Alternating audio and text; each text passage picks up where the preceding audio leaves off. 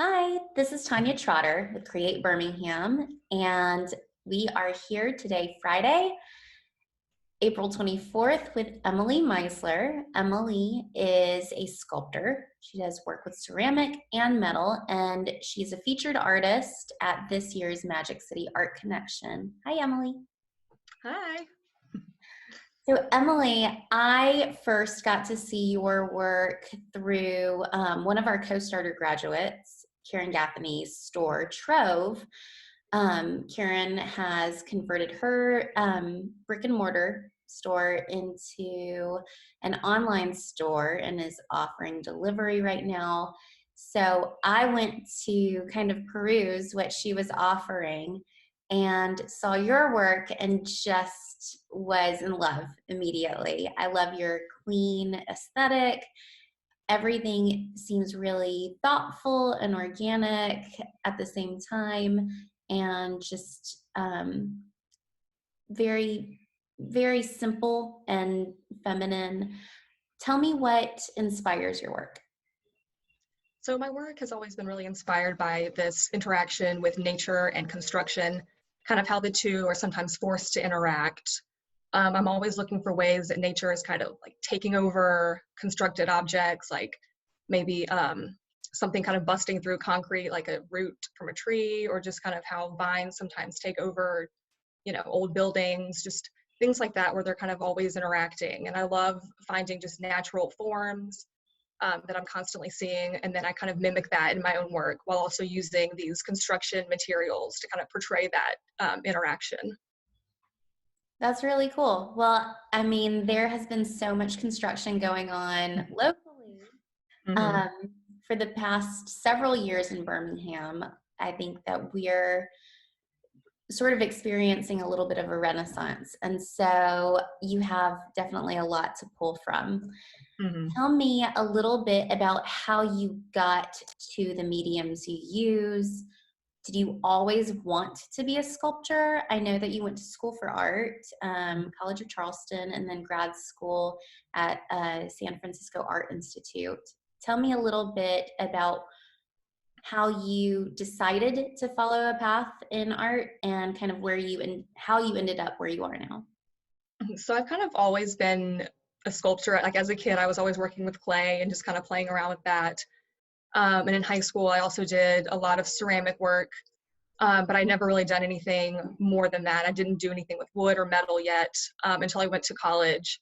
And that's where I kind of learned how to weld because we didn't have a ceramics program. So I was kind of thrown into these new materials. And as soon as I started welding and kind of working with that material, I fell in love. I just love the way that you can kind of manipulate it, Mm-hmm. but it's so rigid at the same time. And so I was kind of working with that. And then I kind of got into that wire and kind of used that as like these natural forms, and just kind of kept expanding from there, really. That's really cool. And so, in between your time in Charleston and San Francisco, you returned home. Birmingham's your hometown, and you apprenticed under Brad Morton. Can you tell us a little bit about that experience? Yeah, so Brad is an amazing Alabama artist. He's done a lot of commissions throughout the city, and he has his own bronze casting studio. So I got to learn the entire bronze casting process from mold making to just physically pouring the bronze, which was, I mean, one of the coolest experiences. And so from there, I also took a lot from just casting and kind of figuring out how to do like molds of the pieces that I've been making before to kind of replicate them. And then I kept doing that also once I went to grad school. I was doing a lot of mold making as well. So it kind of has really been super beneficial for my art practice ever since. That's awesome.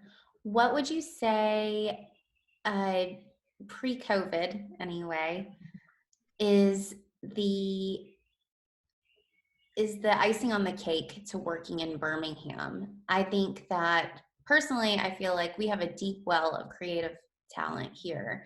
What have you found that inspires you locally, or why is working in Birmingham an asset to a creative?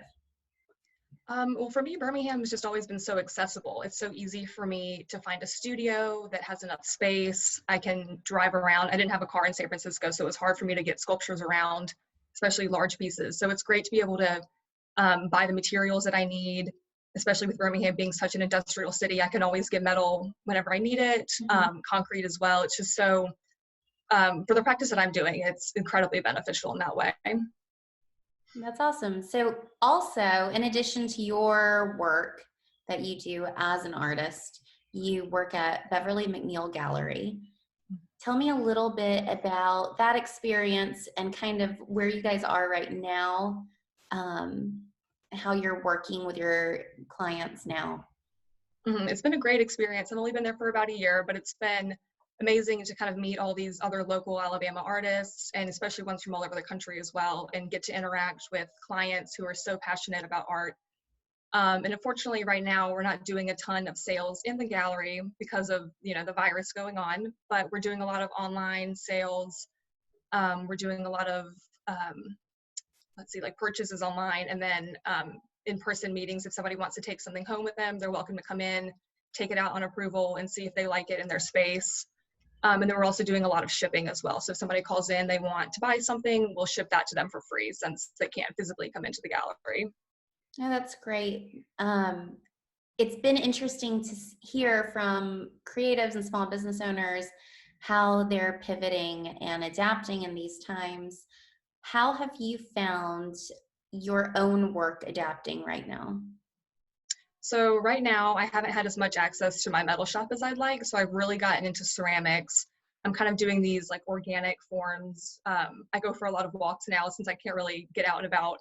So I'm looking to nature to kind of see these forms and kind of create them in a ceramic figure as well. And it's also been kind of tough. I haven't done ceramics really since like high school. So I'm kind of getting back into that, which has been a great relearning experience for me.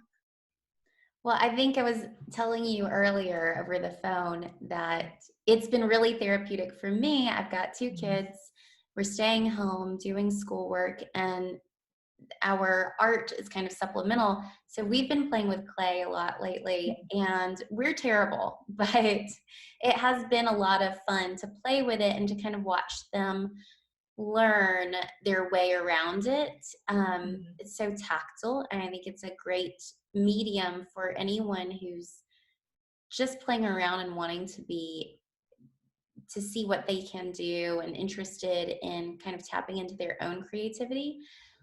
What would you suggest to people who aren't really ceramicists but want to start doing something artistic? What are some tips? This is for a friend. I mean, I say just go for it. There's no wrong way to do ceramics. I mean, some of the most abstract pieces end up being like the most beautiful ones. You never really know what you're going to get. I kind of just, I start with like a random piece of clay and then just kind of build up from that. And so, I mean, just there's no rule book really, just use whatever you can. Well, I think that is definitely the theme for right now. Everybody's getting pretty resourceful, and we love being able to see everybody tap into their creativity and share it with us on social media. So when we talk about pivoting and kind of virtual presence in terms of the gallery where you're working, that's also true for Magic City Art Connection this year. How is that different this year? How can people find your work? And what are you hoping you learn out of this process? So this process has been nothing like what I expected. I, thought at this point I would be at Lynn Park, interacting with people and kind of showing my work in a physical space. Whereas now it's all this virtual platform. And so it's very different. It's kind of set up like an Etsy page, which is kind of cool. You can see everyone's work and kind of see the prices and how all that works. But it's definitely tough to not be able to interact with people and kind of explain the work a little bit more. But it's been super beneficial so far. And I'm hoping to do a little bit more of this in the future too, kind of selling online in this virtual way. But we'll have to see, I guess, in the next few months where things go. Yeah. Well, one thing that we've been doing in some of our online events where we offer support is talking through highs and lows during this time.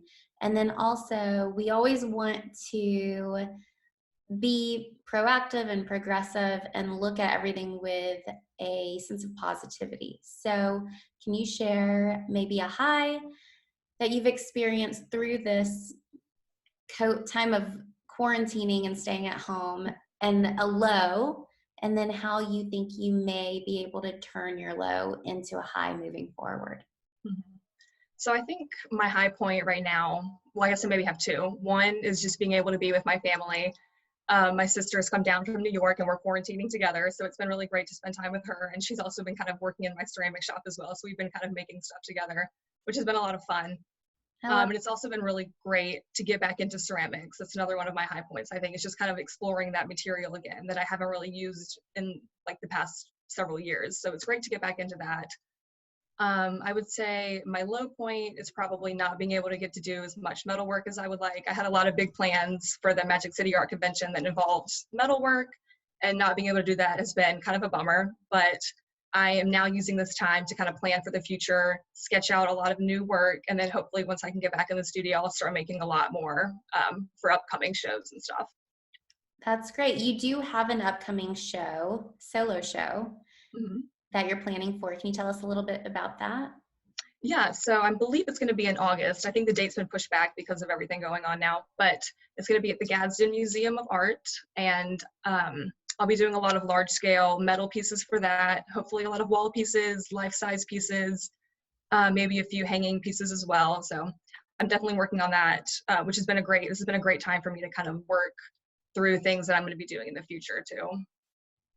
Well, that's great. Emily, we really appreciate your time today. Thank you so much, and best of luck to you. I'll definitely be shopping online for your work, and checking out the Magic City Art Connection and supporting them.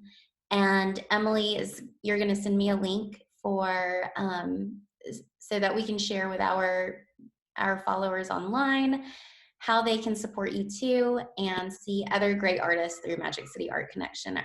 I appreciate it, and I hope you have a happy Thank you so Friday. much. Bye.